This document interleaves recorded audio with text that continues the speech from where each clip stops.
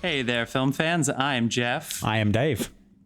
And I am John, and welcome back to The Love of Cinema, a pod in which we'll challenge one another to discuss movies, both new and old, with a strictly positive critical eye. That's right. And to avoid lazy negativity, we decided to make this episode a drinking game. Drink game! Hey, yo.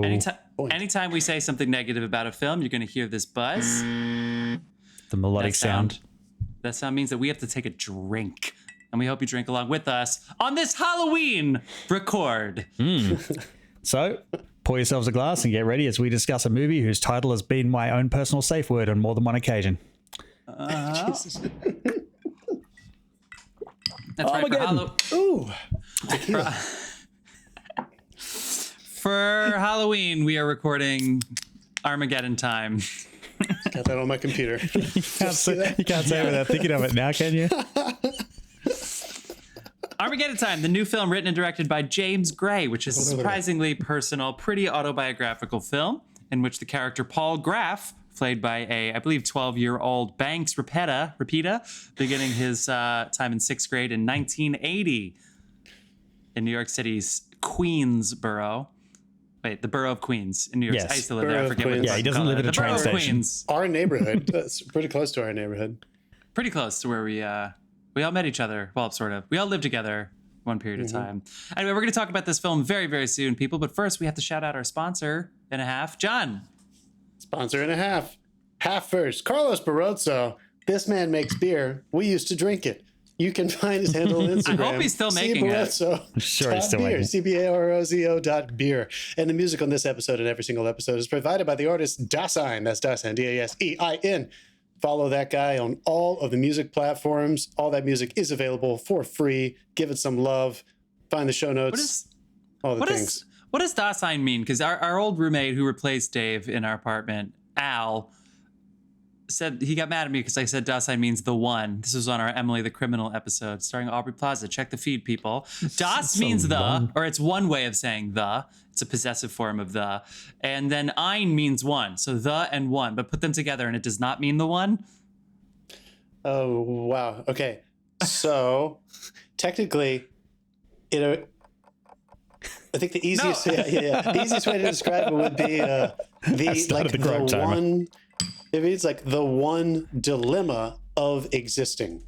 Oh, okay. It's like something that only human beings, as far as we can tell, have the intelligence, the existential intelligence to realize the problem of existing is thus. So Dasein means Monday. Sure. Yes. How everybody feels when their alarm goes off on Monday morning. Yeah, sure. Yeah. A little deeper than that, but that's the Love of Cinema version. We'll go with that. My buzzer's very slow tonight. Oh. Yeah, sorry. I know, I was already drinking before it went off. That's right. Yeah, no, we both already drink. Oh, I was just thirsty. Beer. What's wrong? You little butterfingers over there. Yeah, Does everybody see Jeff's plants? All our YouTube viewers. He really wanted to make sure those plants in the background were popping. I'm more amused by him trying to open his fucking beer. It's not going well. What? Jeff, have you ever opened glued a beer on there before? Jesus Christ, That dude. was I remember my first drink too. that was the closest Dave has ever sounded to Ray Fiennes in fucking Bruges, for sure. Hey, you take it open your fucking beer. God, that scene, his scene in the cafe is fucking solid gold. We will talk about it next week. Yeah. We will be talking about the Banshees of Inisherin. John, why are we talking about them next week? We're talking about next week because somebody stole the catalytic converter from my car here in fucking Los Angeles. It's the national pastime. Oh my God, Jesus Christ. Supply chain issues. Apparently these thefts have gone up 400% in the last 2 years. Yeah, I'm a victim. I did not have a car today to go see a movie, so unfortunately I did not get to see Banshees. So they contain really expensive metals. That's why they're stealing them. Exactly. No, it's straight up. They can sell it straight as it is, or you can melt it down and get those fucking metals that do not exist in the United States. Hey, Taiwan, what's up? Well, thanks, John. Now I'm sad. I thought it was. You said you had car trouble. I didn't realize. Yeah, somebody stole it from me. Go ahead and laugh at me, Yeah, Jeff. no, I went and saw this movie straight after having a deep cleaning at the dentist, so I was in perfect mood to see that. A deep clean? Deep clean. A deep cleaning. Like that at the shit where they dentist. numb your gums and like take to you with a fucking title jackhammer. somewhere. Oh, you know what? If there wasn't one before this, I know There that is now. we have some listeners in California. Gave birth to it. Yeah.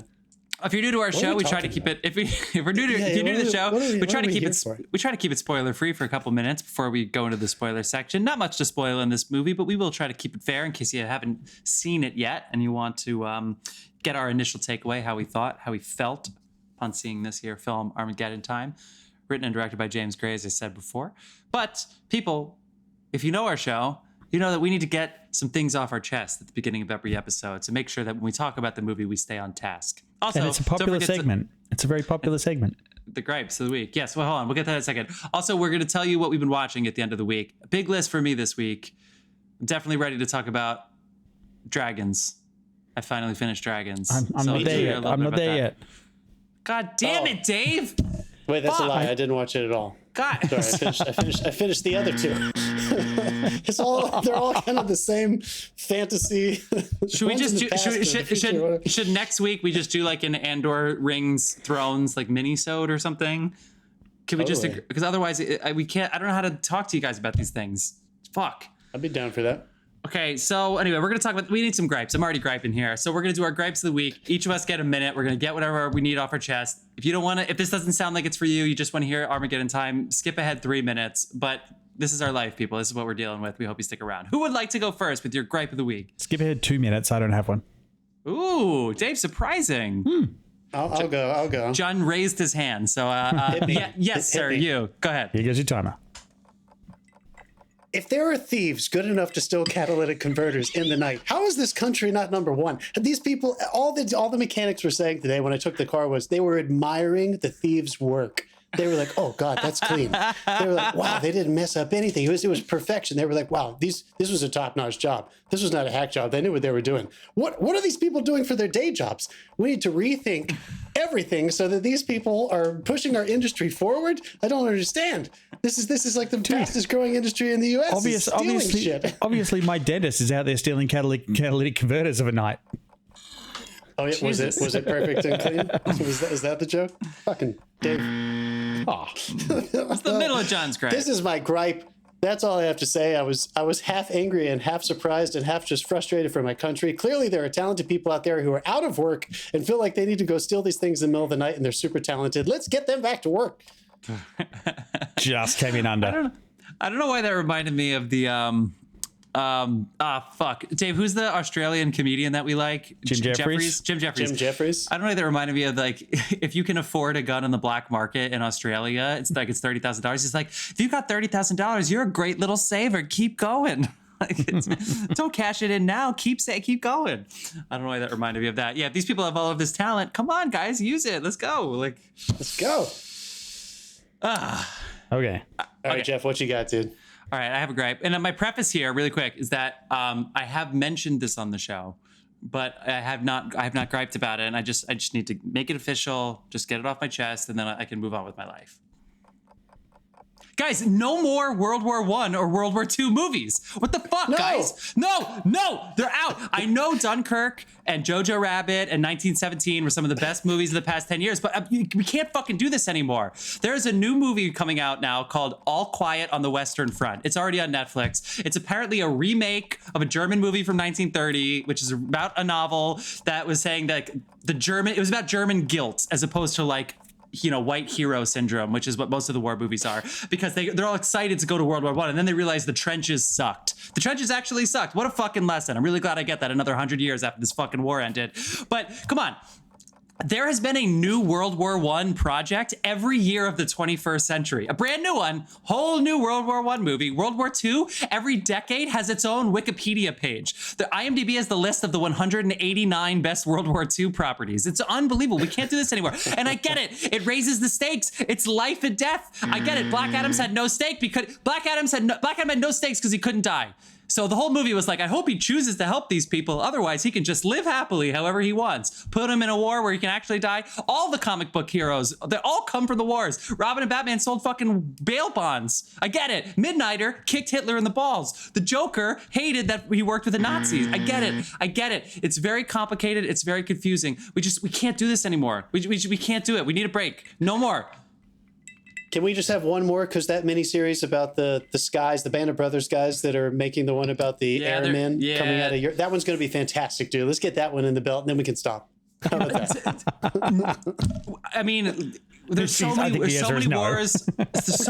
There's so many wars going on about all these amazing It's things. so good though. When they're good, they're so good, dude. It's fucking war, dude. It's relevant. I know There's what you mean. so many wars going I know on what right now. you mean, There's wars and going I on also right now. How about this? I'll raise your ante, and I will say that I feel like we have still not made enough great movies, and by great I mean really rich emotional commentary on the war on terror, war in Iraq, war in Afghanistan. I still don't think we have made enough to really compensate for the fact that that has been going on for such a long period of time. And there's only a handful that I would say really, get to the level that we've seen so many wonderful World War I and World War II movies get to.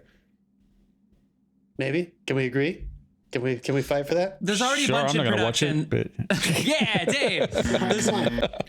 There's already a bunch Come of on. these that are in production. Denzel Washington's going to be in one. The World War II movie this year is that Colin Firth movie. Dave, that at came what out. grade in Australia do they show you guys Gallipoli? What year do they show sixth. you? Yeah, Mel Gibson as a young man bringing it hard. That movie is awesome, dude.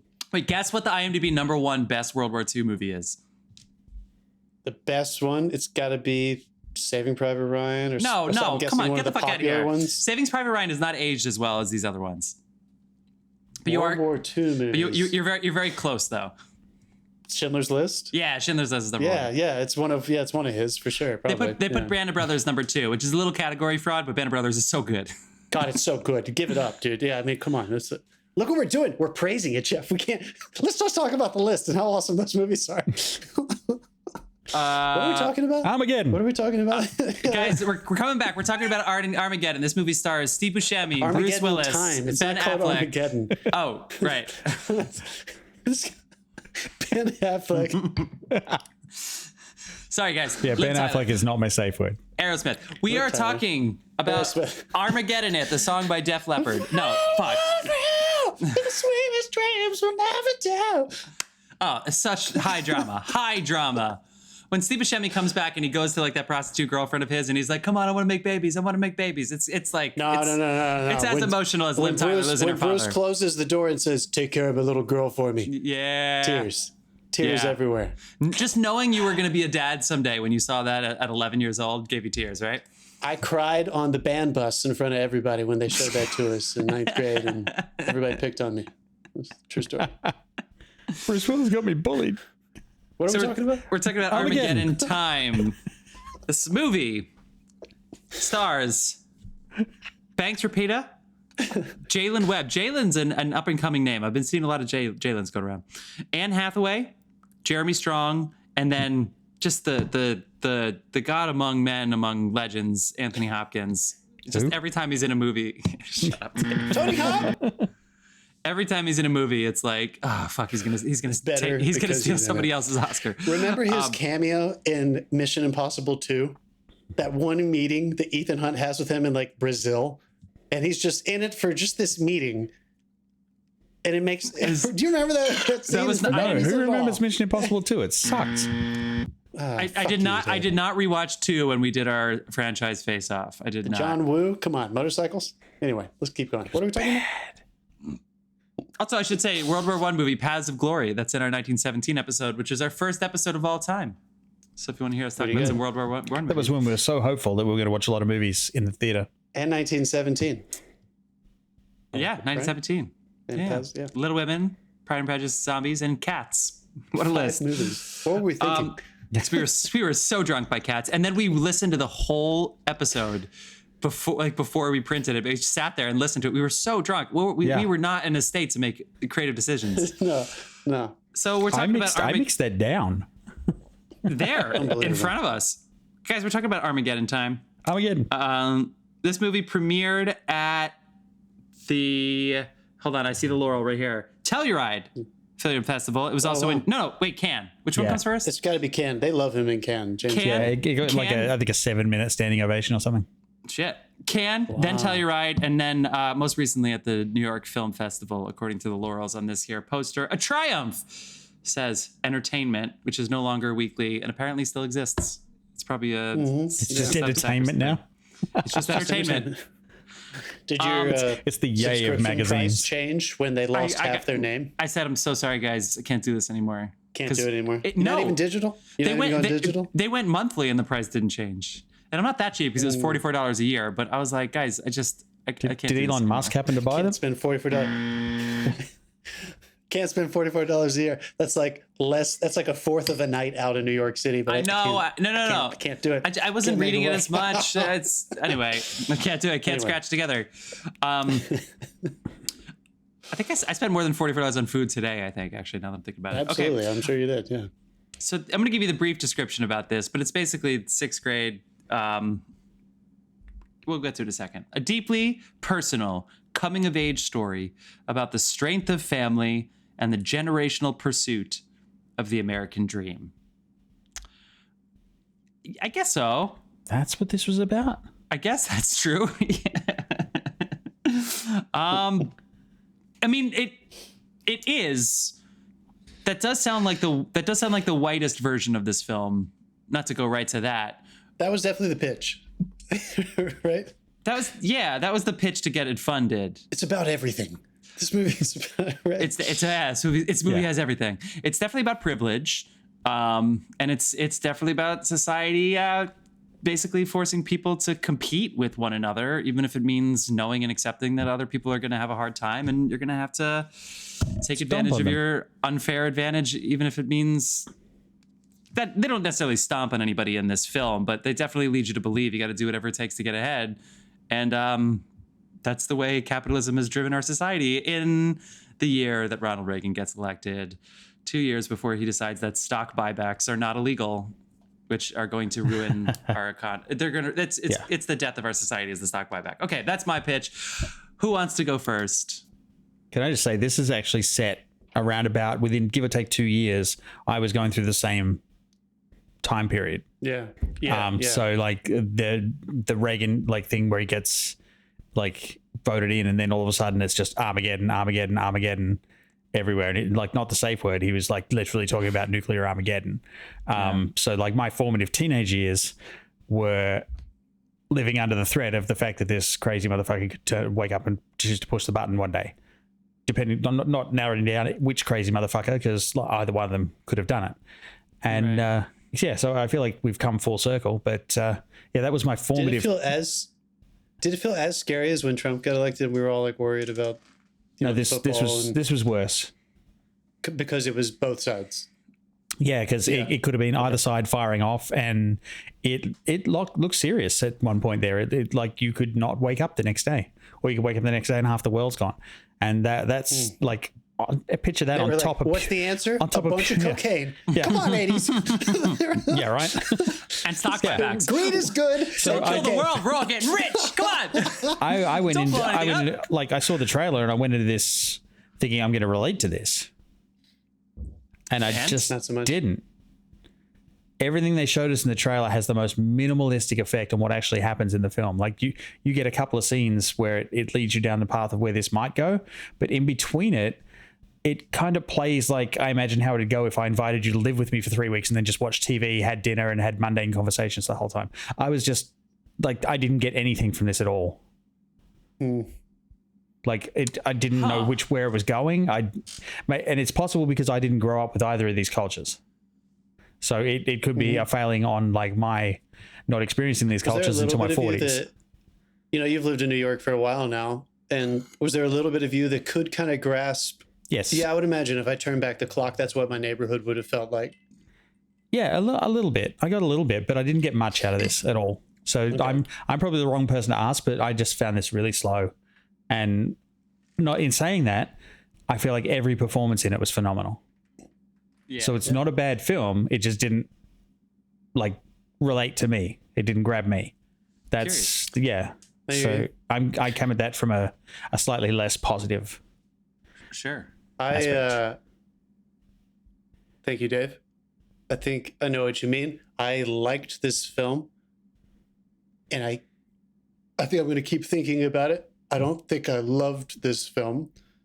There are issues that he is clearly trying to grapple with, and that is hard as a writer, hard as a filmmaker, to not have issues be front and center, that what drive your story. You want your characters to and the way they feel about those issues to drive story. You don't want it to exist in proclamation style dialogue. And there were a couple moments where I think he couldn't help. He kind of had to point it out. But I think for the most part, it did slip into kind of this slice of life drama kind of tone, which, you know what, the French, I made that joke, but they really do love his movies. And that has informed the way I watch his movies. James Gray has directed a bunch of films that I would say never quite got to the level of success in America that they seem to get in Europe specifically. I'm talking about movies like The Yards, We Own the Night, The Immigrant, Two Lovers, even Ad Astra, which is, really sci-fi appeals to us. We love Brad Pitt. We love watching him. We love everything he's a part of. Even that one didn't quite pop the way it did in Europe. You've heard his statement on that one, right? Brad Pitt or James Gray, the edit he turned, or like he didn't have final cut rights on that, so what came out wasn't the edit he submitted.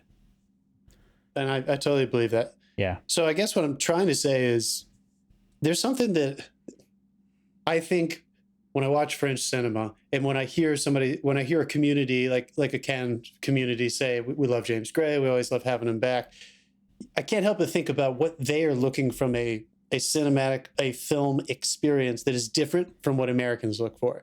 James Gray, I believe, I would argue that he purposefully does not like tying everything up with a bow. He does not like giving you all the typical pieces of a story that seem to exist in American cinema structure, or a lot Western cinema structure that comes out of Hollywood. And when I look at his films that way, I have more joy in just kind of sitting and watching a movie. I get to just live in a filmmaking space. So when I do that, I can still have fun. I didn't love the ending to this movie, and he usually has good endings. I usually really appreciate his endings. Yeah, I didn't get that at all. For me, I think I knew what he was trying to do, and I'm not saying it was bad. It just didn't take me there. Yeah. But I enjoyed the filmmaking space, but I don't know if this is going to be in my top James Gray choices for you, which is always I feel bad saying that because I know it's really personal for him. I think he grew up with, I bet there's a lot of his life in this movie, and I think he was hoping it was going to yield a lot of wonder years. Look at this kid learning about how the world works. And maybe it's just unfortunate that we're living in a time where everybody won't shut the fuck up about how the world works. So we think about it all the time. And there's no way for me to discover any of this stuff because we talk about it all the time. So I think that was an unfortunate, casualty of filmmaking war. He released this at a time where I don't know if we needed this movie to be released right now.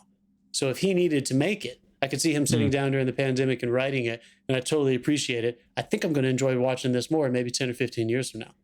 I still think it was enjoyable. Can I say one thing? A guy in my audience, it was an older guy, because there were a lot of, I want to say, 50, 60-year-olds on a Sunday date in my screening. Yeah, I had a really sweet couple in front of us. One of them was behind me, and I don't know whether he worked in the industry or what, but when it finished the way it finishes, and this is an interesting review because all I hear is, "What the fuck was that? It's a TV pilot." And I was like, "All right, you're not wrong." It really did not work for me for sure. It did not land for me. I was a little frustrated and confused as well. What do you think, Joe? I guess I agree with you. I guess I might have liked it a little bit more, but I knew that it wasn't going to stay with me. If that makes sense. And what is going to stay with me is the performances. I think Anthony Hopkins is the glue that keeps it all together. The first article that I read, which didn't affect my viewing at all, but is sort of just talking about Jeremy Strong and, how after the article about him staying in character was blown out of proportion a couple months ago. Was that this year? I don't even remember when that was. And they're like, and now here he is. He might be in Oscar contention. I was like, oh, okay, great. James Gray. Yeah, great director. It's personal film, this, and then Steven Spielberg, The Fabelmans. We have a lot of these personal films coming out by prolific, great white directors, of course. Not all of them are talking about race. We talked about Tar, which is a different take on privilege, not necessarily about race. And, this is another movie about privilege. And then it's just, yeah, you're right. It's funny that all of these are, they're all being told by white people, which is okay. Like they're allowed, everybody's allowed to make these movies, and they're not trying to solve anything. There's no white hero syndrome in this, you know, even though they're exploring this kind of murky territory from the point of view of this apparently generational pursuit of the American dream on behalf, so says the white family, you know what I mean? And I do think it's good that they're not trying to answer any questions, and they're not trying to tell the story of the character Johnny, who's the friend who's from the troubled past. And for pop culture's sake, is a story that gets used all too often with that demographic of young black inner city boy. You know, it's a very similar storyline to a lot of other ones. And one thing that I've heard in the discourse of the past 2 years is we just need to see a different light for these characters. Like we need to see that boy in a different situation, you know? And it's hard to do in a period piece. So I get the conundrum there.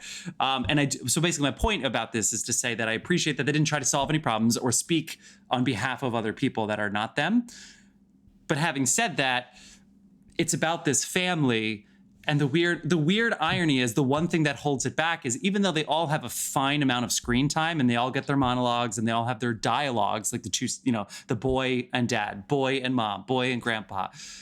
For some reason, I still don't really get the feel for this family, especially with the other brother, like, it was almost like the Haim sisters in Licorice Pizza. It's like they were there for like those two little funny scenes to have some funny moments, and then he was very one-dimensional.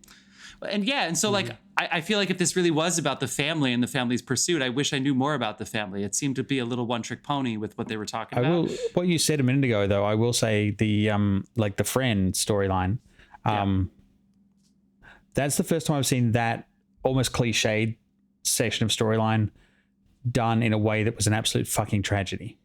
It's true. So that got me. Like I didn't miss like everything. It got me like really good because it like you felt for this kid because like none of this was his fault. And let's be real, he was dealt a fucking horrid hand. And he was landed for you. Smart. He had wisdom. I think that's the one thing the other characters didn't have at this age is characters. He's wise enough to make that connection towards the end where it's like I know the way things are. You know, that kind of wisdom. Sorry, John. And what is it? No, you're good. What does it say about maybe some flaws that might exist in the other aspects of the storytelling when that issue landed for all of us, I think. Yeah. That is the crux of this protagonist, this young boy and this Jewish family in Queens, New York. It's his catalyst is becoming friends with this black boy who goes to his public school and then doesn't go to school with him, you know, when he transfers to a private school in Forest Hills. So it's interesting that we all kind of did feel some emotional pinch from Johnny Davis's character, his friend, and yet that didn't seem to compensate or carry us to the finish line of why this boy was going through all of this right now, or before I can say any more about that, we need to turn on the spoilers, I think, because we're kind of treading on spoiler territory. Is it going to work this week? Let's see. Nah. There we go. Spoilers. It's on. It's okay. I've got a manual override. All right, into the spoilers. I don't know why that button doesn't work. I'm going to fix it. Into the beyond. Go ahead. Maybe it's nervous. No, I just a few drinks. I think it was like, I don't know whether that story was just well written. Because I didn't like a lot of the dialogue, a lot of the writing. I will say though that like that one scene where he beats the shit out of him with the belt. The only scene I've seen top it was in the Black Phone. So like for like a scene between a father and their child when like they're basically beating them. That was good. I will say one thing that did though. Yeah, that was kind of intense, and it was all really close and stuff like that. I'll get into the cinematography in a minute. Was getting beat was really good. Yeah, I loved it. Well, they built it. They built it up well. Sitting down the front. It's hard to say, but it was a good scene. Unfortunately, but back to what I was saying, because again, I actually really liked a lot of the dialogue scenes, even though I did know that they were dipping into, let's just say like traditional Oscar baity material. of like this is their moment kind of stuff, and it just had like that extra light, the little punch in it, and it was underplayed brilliantly by the actors. Anne Hathaway, you know, has definitely had ups and downs of how she's been perceived in the past 15 years. She did a perfectly great understated job. Jeremy Strong, my God, she was a quintessential 80s mother. That was perfect. It's great. But then when you see things like when you have that beating scene, right down to the face grab. But then, so the beating scene is not comic at all. It's very serious, very dramatic. It was great. It's very real. But then you have the family dinner where the kids, like, they're yelling at the kid not to order the food, and then he orders the dumplings, and it's like, this is the family that's going to beat that. You know, I feel like the tone shifts of the different things were like the one thing that kind of held this movie back a little bit for me, where I just didn't feel like lived in with the I get the beating scene, but the dinner scene, I didn't really. It seemed like they just needed to get to the, you're going to private school. This is why you're coming. You're from Jews. You have nothing to feel guilty about. You just have to keep your head, you know, like yada yada yada. And I just feel like the tone didn't land quite enough for me. However, I still think I like the movie better than both of you, but you know, it's not going to stay with me. I think it's interesting that James Gray's movies, I would feel comfortable saying there's an element to all of them, but a lot of his better movies, I don't want to use the word better, a lot of his more successful movies, critically and at the box office, have father-son issues right at the forefront of his themes. He loves working with it. I've heard him talk consciously about it. I've heard him in interviews acknowledge it, saying he wasn't conscious about it when he was writing it, but they seem to be something that he thinks about quite a bit. Starting all the way back with Little Odessa. And I guess I was, you know, maybe that was part of my fault going into this, because I was expecting that relationship to go even further. There are some really nice scenes between Jeremy Strong and the child. I really loved that scene in the car after he was arrested.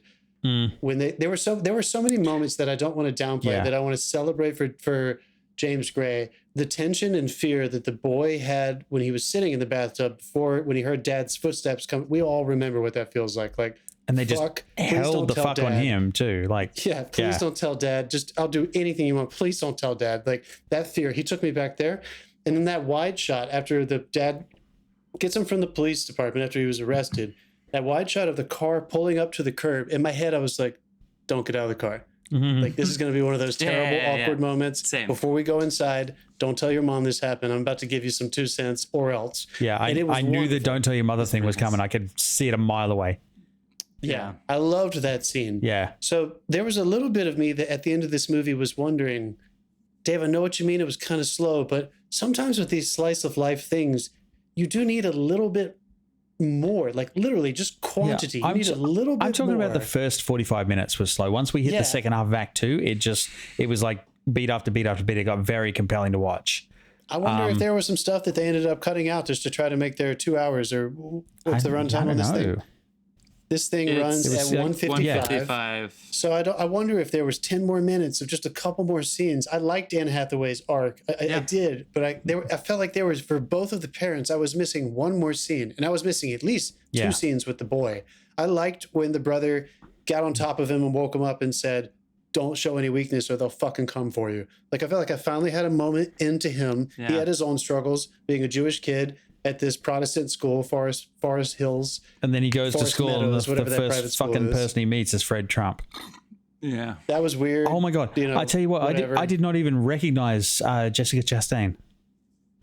She did what a weird cameo, but she did a good job. She literally turned up for a day almost for free and did that. Mary Trump, she's not the Mary Trump who wrote the book, is she? No. This is Mary Ann Trump, right? I think it is. The timeline doesn't really make sense as to like whose kids would be. We don't have to dive into it, but that is the Schindler's List red dress moment. That is just to like let everybody know that this is happening now. Capitalism is fueling race issues and privilege issues, and we're divided and we're just competing with each other and we're pitching against each other, and you know, it's essentially the fault of the people who are in charge doing this on purpose. It's like a generalized take of it, but that is definitely just to root it in today, not just the shit on the Trumps, but just to remind you that this is the It's funny. Can I in an interview with Gray, he was quoted, he basically said he wanted to do the opposite of virtue signaling with this film, where you say, look at these assholes and how much better I am. But he wanted to say, we're all complicit. This is what it looks like. Yeah. And in reading that, I understood the film twice as much. Yeah.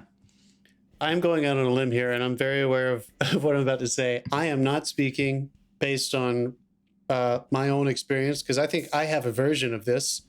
Jeff, you might relate to that as well. But like, I had a father who was an immigrant.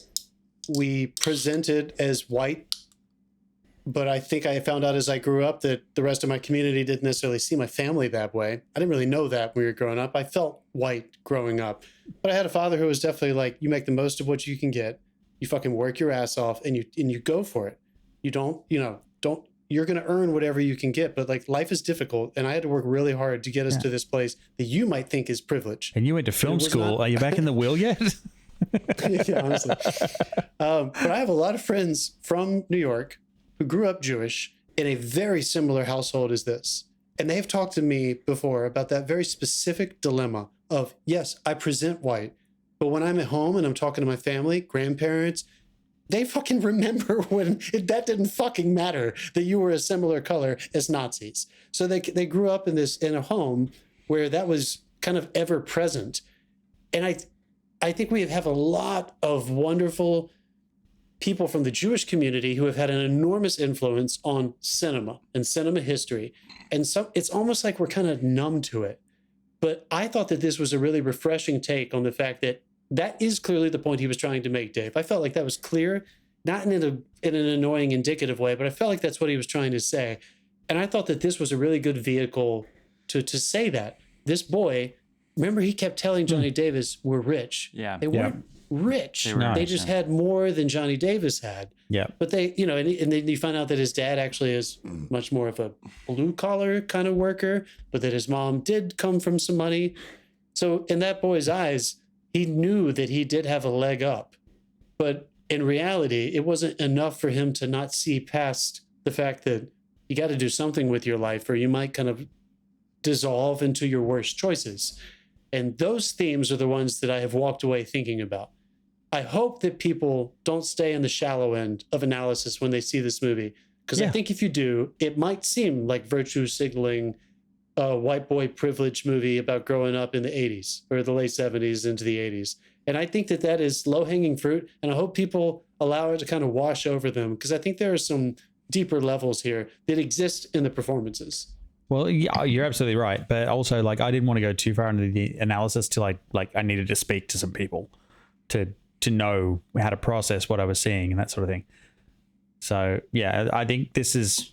I don't know if I'll watch it again, but I think I'll understand it given time.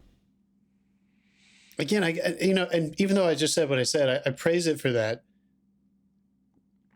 God, you guys, I'm a filmmaker. You guys create as well. Like, do you know what I mean when I say, like, there is a part of me that just doesn't even want to try to touch this stuff.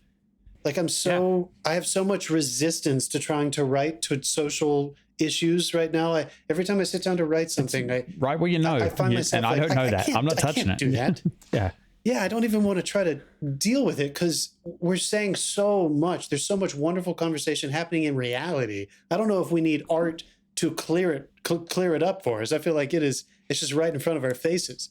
So part of me like totally respects that James Gray wanted to get this off his chest. And we're going to see some of these similar themes in Spielberg's Fabelmans, which I'm excited to see. But there's another part of me that feels like, what are you guys going to say about this that we're not already talking about? That's the challenge when you're trying to make these artistic statements. What are we going to feel that maybe we're not feeling from all of this intellectual conversation? And I'm still kind of waiting for this movie, just in my afterthoughts, to take me to that place where it's sitting in a good state of emotional reflection, and I'm getting more out of it than I think I got in the movie theater. I'm still kind of waiting for that. How about you guys? Do you know what I mean? Yeah, I know exactly what you mean. I didn't like I said, I got some things out of this, but I think if I had more experience, I would get more out of the other half. But yeah. It's curious that it's this and the Fabelmans is both from the point of view of the kids. I mean, obviously there's, pretty much autobiographical, but it is sort of like we throw these kids in these situations that were not created by them. So it does. So even though we are speaking to these issues, and obviously somebody wrote this thing and filmed this thing, it by using kids as the vehicle, as the device, it does seem less virtual signally and more just exploration and just sort of navigating. You know, we haven't even talked about the fact that this kid's a full-blown criminal in this movie. You know, they both are, but this kid, I mean, has led plots that even in me in my wildest fucking dreams when growing up, never could I actually have gone through with anything like that. This kid I could have. This kid broke into a private school and stole computers and tried to sell them to a pawn shop. I mean, that is okay. I didn't go that far. Yeah, I know.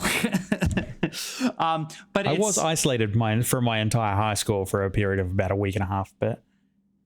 So it's a weird movie to talk about because I don't want to talk about the director's intention. I talked about that. What was that during Tar, right? It was all about like we can't we need to speak to the film and not the intention. But it's hard to do that with this one. It's, you know what I mean? It's hard to not pull back and be like, what does he want from me? Yeah. What does he want from me? All right, let's pivot onto cinematography for a second. Because I found the cinematography a little scrambled, for lack of a better word. Like sometimes they were using what almost seemed like natural light, practical light, and other times like it was a little bit low con, and other times they were using full high contrast, like cinema grade, on some shots, and it didn't. There didn't seem to be much rhyme or reason when they were going to use either. A lot of the indoor scenes. I was going to ask you if you felt like it was intentional. A lot of the indoor scenes in the house seem to be like single source, just throwing, and like reflectors and like very low con stuff. And then outdoors, it was a lot more high contrasty and stuff like that. But yeah, I don't know. I couldn't really see a rhyme or reason to it on the first watch. I know what you mean. There was and again, sometimes I feel this way about his movies, and I wonder. He's so. He's so fluid in cinema language and film history. Like I know he's doing all these things with a lot of thought going into it. And sometimes I do feel like the language he creates in each of his movies, like cinematically with cinematography, dialogue, motifs with editing, sometimes it does feel like he's purposefully kind of, if the scene works, sometimes I feel like he's like, let's throw a wrench in it just so it's not perfect. Like he like almost like there's every aspect of it. He's kind of like, I don't want it to have that kind of shine. I don't want it to have that Hollywood thing so that people can really have something to grab onto every time. And I know exactly what you mean, Dave. The cinematography felt that way to me all the way up to the ending, where I felt like the way that they covered that last scene and his exit and walk away, that felt a little Hollywood to me. It felt kind of like grandiose. And I don't know if the rest of the movie taught me to respect that kind of cinema language. So when it happened, I was kind of like, is this a satirical moment? I thought it was maybe going to transition into something else. He's going to walk down there and go, something like that. Or maybe I thought this movie was going to end with him back in his clubhouse, sitting in the dark, just feeling bad about it. Something tiny and inclusive again. So for anyone listening to this, I just did the Breakfast Club gesture. You gotta, You also have is that Marty McFly? I can't see it. Just says Marty, whatever happens. So it looks like you got your 80s. You're down with your 80s today, Darius. Yeah. The bottom half of the t-shirt says, "Don't go to 2020." Guys, can I talk about my favorite? Can I talk about my favorite performance in this movie? Andrew Polk is Mr. Turtletop, the sixth grade teacher. Yeah. Oh my God, I had a teacher like that. That guy was a maniac. That was my favorite writing. That was my favorite story-wise, dialogue-wise. You hated the guy. Scenes in general. I loved the classroom scenes. I loved when he was at school. I loved just how they handled how it felt to be whatever it was. The bad kid, the odd boy out, just a kid sitting in class and listening to your teacher talk and not really paying attention to him. I thought he fucking nailed that. I thought that was really, really, really lovely. He's not very good at keeping track of his kids on field trips, but otherwise, right? No, he's not. Nobody mentioned that. No one was in the 80s. Trust me. They didn't even take the bus home. I walked home from at least 3 field trips in the 80s. So yeah. That was crazy. Although, you guys, again, we all lived in New York. You guys still live in New York. That's kind of, whenever I would see kids on the subway, that's kind of what I would imagine. Like, how the fuck do they keep track of these children? They can just hop a subway and they're just gone. And they're like, what are they going to do? Call their parents and say, we lost your kids? They're like, well, I hope they got home. Right? Well, also, it was the 80s. No one was looking for their kids. Yeah. You turned up at dinner time. That was it. Even up into the 90s, we were kind of the last kids that were like, we'll see you when it gets dark outside. Yeah. Like, No, this it was definitely still I don't true. want to see you until it's dark outside. Yeah, get out of the house until it's dark both. outside. What did you guys think about, we love Tony. There were three major scenes between him and the child, maybe four.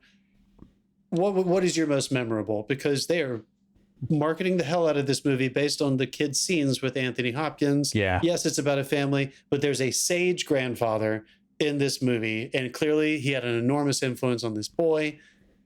Did any of them kind of touch those places we were talking about earlier of speaking to the issue versus characters having to say something because it's coming out of their relationship? I feel like the one that they showed in the trailer that they're really flogging in the trailer was the rocket launch scene. That one where it's like you stand up for him because you, but then it kind of came across as a little bit useless after that because it just had no effect on the outcome whatsoever. I think I agree with you, Dave. I think my favorite scene by far was his terrible nighttime bedtime story about his mother. Yeah. And that felt like, that's exactly what I'm talking about. James Gray, high fucking five. I'm listening to people, I'm in school, I'm listening to people write about issue-driven stuff all the time, and I keep trying to find the right articulation for why some of it works and some of it doesn't. And if it doesn't come organically out of a human just talking about their experience, and the commentary that can be lifted is the issue, it just doesn't resonate for me.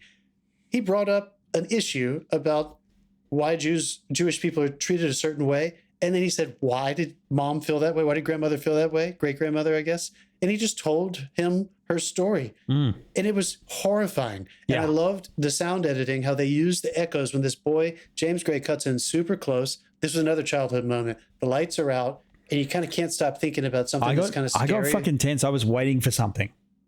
And too, of course, and it just held with that. It didn't, but I was waiting for something. For me, that is slice of life gold. When you kind of feel like that at the end of a slice of life scene, like nothing necessarily is going to happen, but he still has that dramatic weight. You're still holding your breath. I thought he nailed that moment. So that's the scene I probably can't stop thinking about the most. It was so hauntingly casual.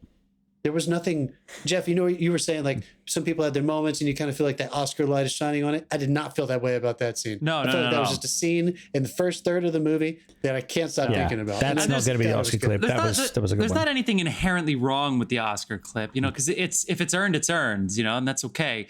But Daniel hitting his head on the table. Just, oh my God. Yeah. The whole restaurant sequence in My Left Foot is like, there it is. He got it. Okay, he got it. No. For me, I mean, of course, that was brilliant with Anthony. I love when he like loses his mind and then comes back. You know what I mean? He's like, where was I? Oh my God.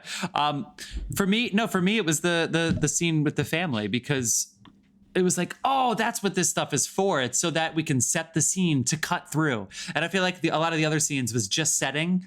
We were just laying the plates, but we didn't actually like serve the meal. But then at this one, when they were like, grandpa's, it's so simple. Have grandpa be the one to tell him he's going to go to the private school. And the way Anthony Hopkins delivered it was perfect. It was perfect. If it was like, you have to go, it would have been shit.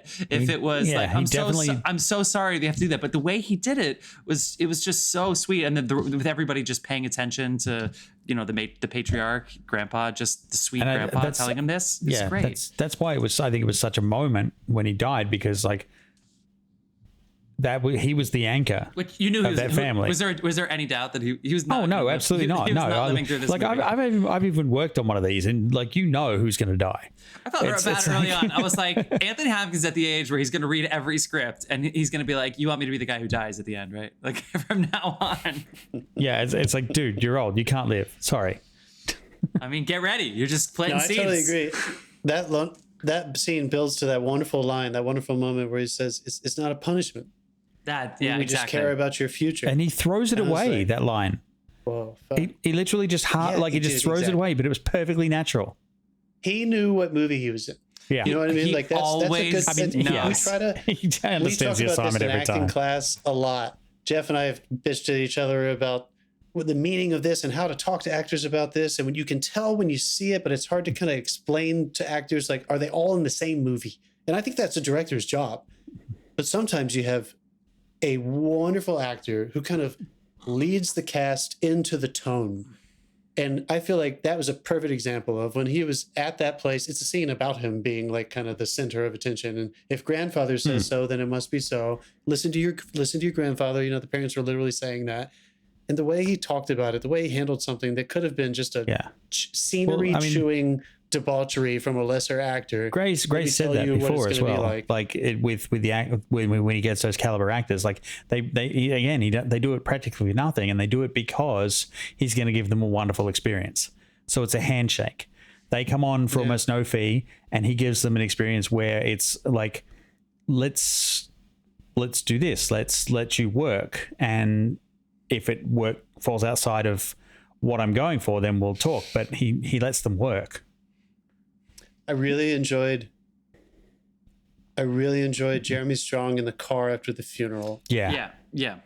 Even the car at the funeral as well. That's what I'm talking about. Oh yeah. Okay. That scene when he's like, "Let your mother have her moment." You know, I can't stop thinking about directing language. That says so many things. Yeah. Well, how do you tell somebody? He's a great actor. He didn't need to be told this, but I was surprised. You know, like telling an actor, trying to make them understand, you can't start where you're going to end in this scene. You don't know that you're going to discover that you're more emotional than you are. I didn't even feel like it was out of some weird, like him trying to be macho or keep it together for the kids.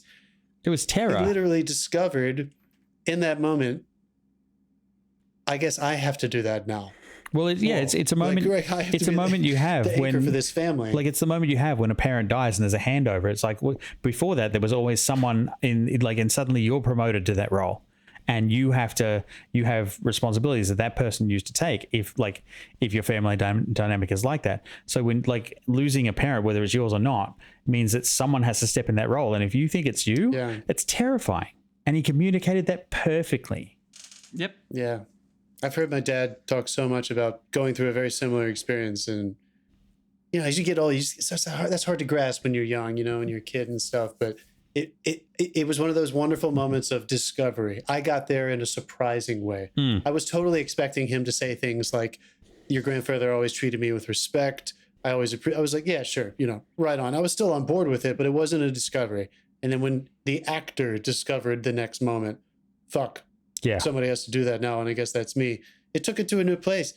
And I love the cut back to the children, because I saw the kid realizing, I don't know what my dad is going through.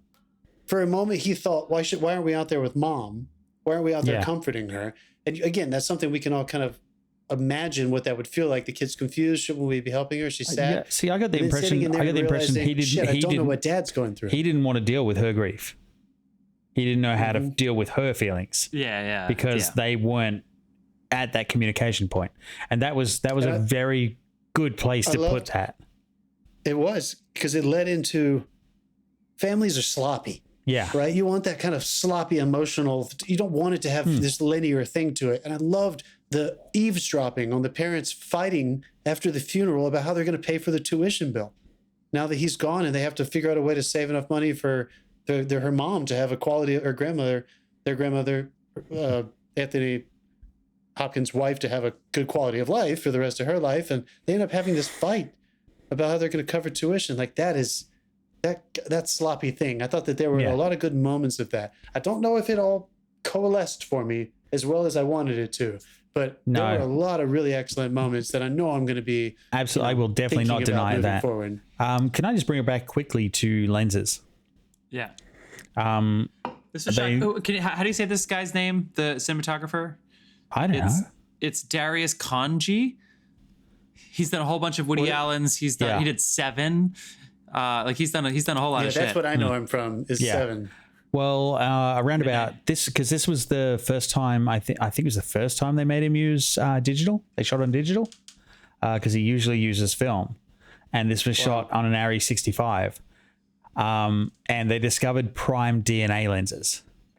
the ARRI DNA lens range, which is basically they build them in-house. So you go, I'm shooting something set in the 80s. They get an 80s lens, dismantle the fuck out of it, put it in an ARRI case so it fits on a digital ARRI 65 camera, and you're shooting with a lens of the period with modern technology, so it fits with all the electronics and everything.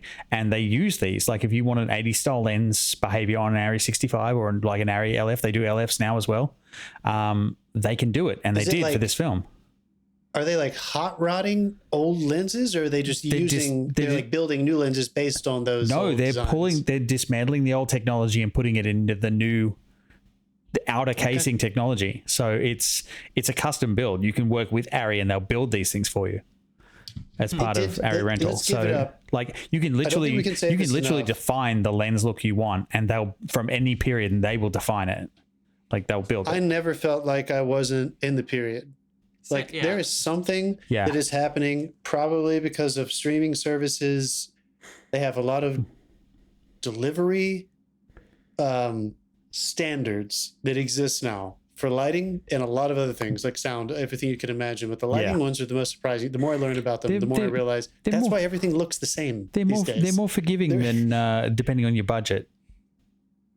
Yeah, but at a certain level, I've seen some shit on Netflix. This movie that would have been really shiny, really crisp, and overly lit, and it would have never felt like the 80s. They just would have had to tell us it's the 80s. And this felt, for the most part, aesthetically, especially in the home, anywhere where you could get some good production design. The way they lit the production design in the school and the house was great for me. Every time I was in those environments, I felt like I was there, and it was not that long ago, but it was longer ago than maybe most people could comfortably remember what it felt like to be 42 in that period. years. Yeah, dude. Yeah. Well, that's it, man.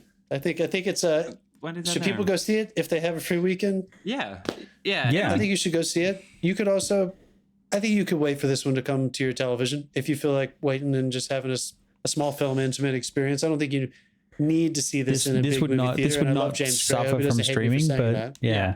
Sad to say, but true. Anyway.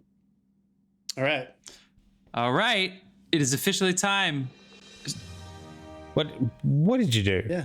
Okay, no, this is annoying. Whenever I touch the stream deck, even if I'm sliding, once my finger touches the screen, it'll play. So if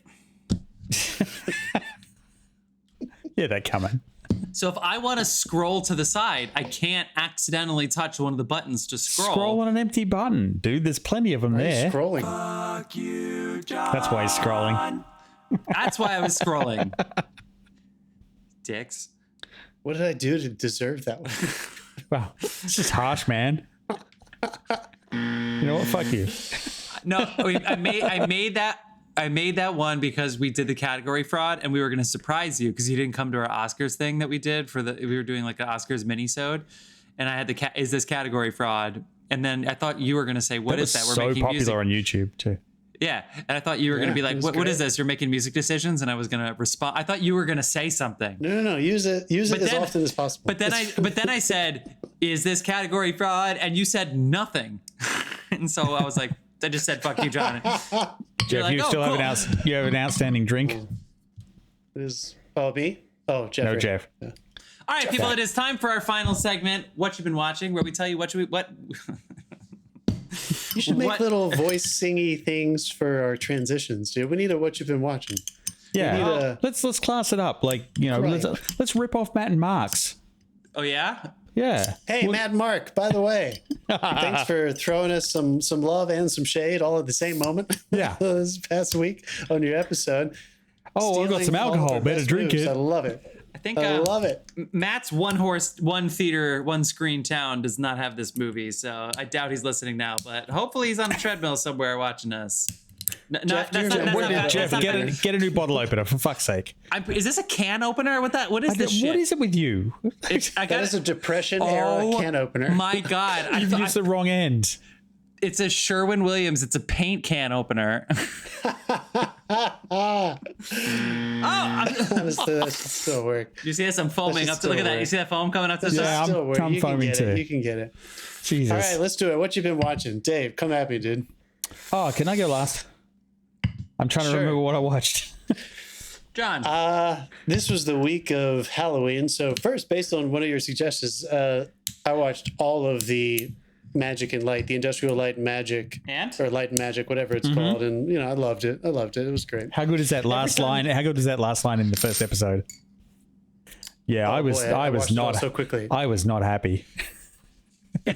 Oh, George? Yeah. I've heard him tell that story quite a bit. Yeah, they I've were heard all him tell so that story a excited. lot. They're like, we can't wait to see George. He's going to be done with filming. And then he gets there and he's like, I was not happy. He's like, we have 6 months. You haven't shot it. You shot 2 shots. Yeah. We have 6 months to get this movie into the theaters. Yeah, somebody would have been fucking fired. So many things that I love from that. I will say, every time I watch anything about George Lucas or Spielberg or people that work in like the special effects, like there's a little bit of me that's just envious and jealous. Like, I don't know how to make movies like that. I don't think I'm ever going to be asked to make a movie like that. I don't know how you look at something like Star Wars or Lawrence of Arabia and think, I know how to do that. And I'm just in awe of these people. It's just so You don't fascinating. just say, to yeah, watch. no, I know how to do that. Oh fuck.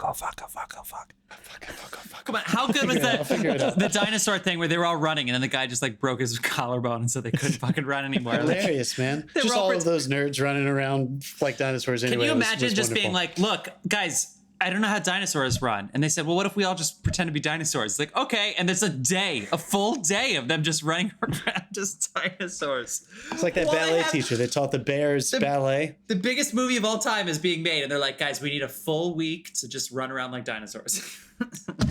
So that being said, after watching that, we had Friday night and Saturday night for our Halloween movies thus far. I'm sure we'll watch something tonight. We did Spielberg back to back on Friday night. Close Encounters. E.T., Okay. which I don't think Elizabeth had ever seen all the way through. Enjoyed it, obviously. Jeez. And Jurassic Park. And I hadn't seen either of them in a long time. And I had a blast. It was Did fun. you hear the really cool anecdote that came out this week about E.T. with Drew Barrymore? This is the Apparently, 40th anniversary, yeah. she said that Spielberg employed 2 guys whose job it was just to sit there and work E.T. in case she walked up to talk to him on set. She thought he was real. Well, I've heard her say that she thought he was real, so I assumed that they never let her see ET unless there was a person. No, working it. he employed 2 people to sit there and work that thing if she happened to talk to it. That's great. That's traumatic as fuck that he made her think that thing was dying for a while. Yeah, yeah, Like, right. Yeah. I when I was- told that because I- story to my wife, expecting a feel good reaction. She's like, "Oh my god, they fucked that poor girl up so much." Yeah, that one shot specifically. I'm going to get detailed here for a second. After they pull Elliot out and they try to save ET and he dies and flatlines, it cuts to Drew at the edge of Elliot's bed, looking at dead ET and just tears are just rolling down her eyes. I mean, what did they say to her? I mean, they didn't that tell was Shelley wonderful. Long the axe was coming through the door either. So you know, that audition was borderline child torture. Did you ever see the audition of The Boy? Dude, you it's know all what? it's all over YouTube. It's like he's crying, he got it, auditions- and they just keep making. They're like, no, and he's just crying. Yeah. All kid auditions, it feels weird. I have now worked with kids multiple times. You guys were present. It's weird getting children, like trying to manipulate children into heightened emotional I had to states. hand It's off a weird. camera to get a kid to do something. Like I the handed worst. it to the kid's dad. Fucking weird. It sucks so Like- bad that the set has to be quiet. And as soon as it goes quiet, the kid goes, "What's going on? Why is everybody quiet?" It's Yeah, Clearly, though, kid freaks out. Clearly, out of his many gifts, Steven Spielberg has a gift working with children. They seem to Yeah. really love it, and I don't think they were traumatized. I think they probably enjoyed every moment and felt like it was playtime. Well, some people grow up and don't. Jurassic Park. Some people grow up and don't forget what it's like to be a kid, and I feel like Spielberg's one of them. He's a kid for sure.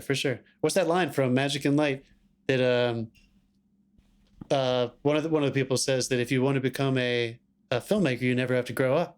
Because his daughter was like, I have all these toys in my room. Anyway, Jurassic Park was incredible. The next night we went a little scarier. Event Horizon. Which is God! wow. Mr. Paul W.S. Anderson. It's so 90s. That movie scared the hell out of me when I was a kid, but it's just so 90s. I can't tell you how that movie ends, and I've seen it 6 times. Something happens It's to my one of those. brain. It's I one of can't those. process it. Same director of the first Mortal Kombat movie. Yeah. That's where. Well, that's what it you get. also that it used to be worse. Like do you mean? when he first made it, it was so bad they had to cut like the blood orgy at the end of it. They had to cut about like 10 minutes out of that, and it was like stored because they were like, we can't show this. This is like too much. I mean, those flashes are intense. I saw that movie in theaters when I was a kid. That footage was destroyed, so we will never see the original. You said blood orgy? Yeah, the blood orgy at the end of it. It was a blood orgy. That is all it could be called. Yeah. And then we followed it up with what was a fantastic rewatch, and I have never rewatched this. World War Z. That was my second time seeing that movie. And it was fantastic. Scared the hell out of Elizabeth. It was great. I enjoyed it so much on the rewatch. I can't believe I was so fascinated by how much I was enjoying it, getting to watch it a second time. Zombie dynamics. And then I'm going to throw out my pitch. I have been watching the second season of Cosmos with Neil deGrasse Tyson, Possible Worlds. Cosmos, Possible Worlds, fantastic. How about you guys? I forgot. Wait, hold on. You just reminded me of something. I also watched Rings of Power and Andor. I'm totally caught up. I finished Rings of Power and I'm caught up on Andor. I'm caught up on Andor. Next week, finish Dragons and all the shit. Just finish it and we'll talk about all three of them next week.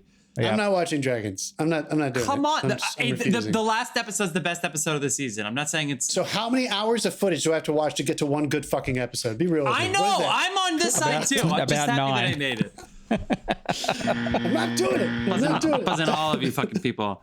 I feel like I was gonna say something else. Oh, John, you were watching Entourage too. Did you spot what is that guy? What's that guy's name in Entourage that's in Armageddon Time? He's the cop at the end. He's like only gonna be either a cop or a criminal. Yeah. Of course. Well, it says it's a 1-syllable Italian name. He was like from Queens, and then he goes out to L.A. Sal. Was it Sal? I don't think it was Sal. Wasn't it Sal? P.S. Little Entourage anecdote. I live in a neighborhood. I live in an apartment, which is not an amazing house, but I live in a neighborhood that's below the Hollywood Hills with some amazing homes around me. Ari Gold's house is 2 streets away from me in that show. It's one of my favorite homes in this whole neighborhood. And he fucking, now I get to I feel like can see inside it because of fucking Entourage. It's such a cool home. Okay. I've seen a whole lot of stuff. I started by watching the Frank Langella, Dracula, which I'd seen before, of course, but it was only... Is that a Hammer? It was only... Is that a Hammer film? Dave? No, Christopher Lee did the Hammer Dracula, I think. Oh, I thought he was... Anyway, whatever. Dom was the character's name in Entourage. So anyway, Dom, thank you. I saw that last week, which is great. I don't know why, but there was one night that I was really in the mood for a disaster movie. But I couldn't find the right one. So on Netflix, there's a series about the Nepal earthquake. And I don't know if you know this about Mount Everest, but it is always being filmed at all time by all of these tourists who've come from all over the world, and there's cameras on all the time. So there's all this great footage. I mean, great stuff. I know they had to move base camp due to climate change. That I don't know when that was in relation to this movie. This is 2015, but there's basically that was like last year. There's basically 3 different stories. There's the people on Everest, which is fucking insane. It's insane watching people at these different camps on Everest, and you have very good footage of just a cloud of white coming at them. Then you have like the Kathmandu part, which is really devastating because it's a city with the infrastructure. To Western cultures, it would be like the Caribbean kind of infrastructure, and it was not ready for mudslides and landslides and a earthquake, and then all of the aftershocks. Anyway, and then there was one more in this like little region. It's called Aftershock. Yada yada on Netflix. Okay, so I saw that. Dude, why don't you just watch San Andreas with The Rock? It's on my list. I did see some things about basically a documentary. I saw some things. Right. I saw some things about the big one. So it's coming, people. The big one, which is not going to be from the San Andreas fault. It's going to be from the fault line way out in the middle of the Pacific. But anyway, I watched the Banshees of Inisherin, which we're all going to talk about next week. Can't wait. Yes. I rewatched In Bruges because of that, or I should say In Fucking Bruges, because I don't think they ever actually say In Bruges. If they do, I don't remember it, but they say In Fucking Bruges a lot throughout that movie. Oh, that's all right. Next week it'll be In Fcking Bruges. In Fcking Bruges. I watched that. Some football. I feel like there was something else. Andor, of course. And if I forget anything else, I'll remind you in a second. Dave, what have you been watching? I watched Guillermo del Toro's Cabinet of Curiosities. Oh, cool. What'd you think? Is that new? It's brand new for Halloween. It's done by assorted directors. He introduces it Alfred Hitchcock style. It's really cute. Does he step into his silhouette? Not Like quite. I was expecting. I was expecting it. It's almost like he's trying to do it, but yeah, he makes it his own. But the stories are really very horror Twilight Zone-ish. Cool. Cool. It's all these horror shorts. They're pretty good. Nice. I rewatched one more thing. I finished Return of the Jedi. Oh, you finished? How many? Are you ready to talk about it? You've been sending us so many funny Guys, responses. Oh my god! to it. Yeah. Guys, I'm so disappointed. This movie is really not that great. It's really not. I'm sorry. That was mine growing up too, because I love the Ewoks. I had my stuffed fucking Ewoks. No, go fuck yourself. Luke is the most powerful Jedi alive after he very conveniently sees Yoda twice, and the second time is the day an 800-year-old dies. What a coincidence. But anyway, he goes... No, he was just sick of listening to his shit. Guys, he goes to this little moon planet to hang out with some teddy bears, and there is a giant loin that is attached by rope in the middle of nowhere, and all of a sudden he doesn't realize that it's a trap until they're up in the net, and he goes, Chewie, wait! And it's like, how did they just didn't see that was a trap? They were treating us like they were children throughout this entire movie. These little things did not take down the Imperials. Oh my God. The Imperial troops did not get taken down by these little bears. But also, the whole I thought the whole point was that the whole galaxy was at stake. Why did I spend 90% of the time on a moon? I want to see the rest of the galaxy. This is the correction that they fucked up so bad in the J.J. Abrams one, where all of a sudden they were like, here's the galaxy. And we were like, no, you missed your chance 17 different times. You can't just tell me there's a million people out there and never have showed me them. And after Empire, they set all this stuff up, and I was ready for an intergalactic battle. And instead I got some teddy bears against like 5 guys in white suits, even though I was told to believe that there were 1 million versus 1 million. Instead, it was 12 versus teddy bears. They really fucked it up. And then really what it all comes down to is Luke gonna get angry? That's the whole point of the movie, is whether or not Luke will get angry. If he doesn't get angry, we win. If he gets angry, we lose. That's it. The teddy bears lose if Luke gets angry. What a plot. Do you think the movie would have been better? Do you think it would have been better if Spielberg had directed it? I do. He was supposed to. I do. You think he would have pointed out those problems and they would have ironed some shit out? Yeah. Yeah. I mean, he was just coming off of basically directing Poltergeist, although giving up the credit, and Indiana Jones. And what else did he do in 82? E.T. was 82, duh. So he was a little busy around this time period. But anyway. Yeah, I think so too. Sorry, guys. Sorry, Dave.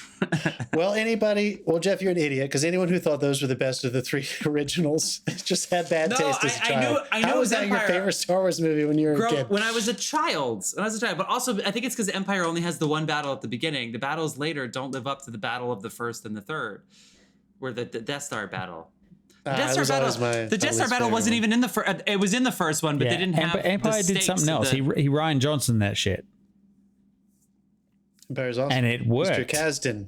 And Mr. I must admit, on the rewatch of Last Jedi, I am coming around. Which one is Last Jedi? That's the Ryan Johnson one. Sure. Yeah, you have. I bagged Dave's evolution. Yeah. I bagged the shit out of it when I first saw it. And it was like, it kind of makes sense. You were angry, dude. You came home. You were I was so pissed. That night. I didn't mind. In rewatching Jedi, and there's still a hole in the wall in their old apartment. In rewatching 5 and 6, I like him just being like, Jedi's a religion. It's all bullshit. Like, I don't mind it as much anymore, because they hyped it up more than it actually was, you know? So yeah. I didn't mind the Ryan Johnson take on it, even though fucking Mark Hamill was like, I just pretended like it was a different guy who was also named Luke. Yeah. I argued against those movies more than anyone ever recorded in cinema history maybe has on this podcast. And I'm excited to get to a place where we can kind of just look back on them as like they're a part of this giant thing now. It's not all relative to 4, 5, and 6.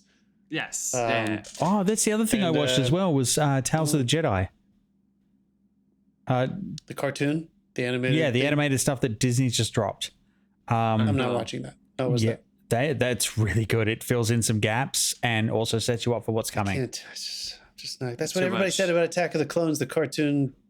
I want to see Attack of the Clones looks good. Looks good. Clone Wars is great. All right, let's end this episode after I just shame myself for shitting all over Star Wars. But thank you so much for joining us on our Halloween episode. about Armageddon. It was Time. scary. Armageddon. Yeah. Armageddon. All right. Join us next week. We'll be talking about the cripples of Inishmore. The cripples. Fucking The Banshees. Yeah. The Banshees of Inisherin. I'm mixing up my McDonough's here. Okay. Yep. We're both and going maybe some down for that Brian one. Friels and all this. Okay. Anyway, see you next week. We're going to talk about some good movies. Can't wait.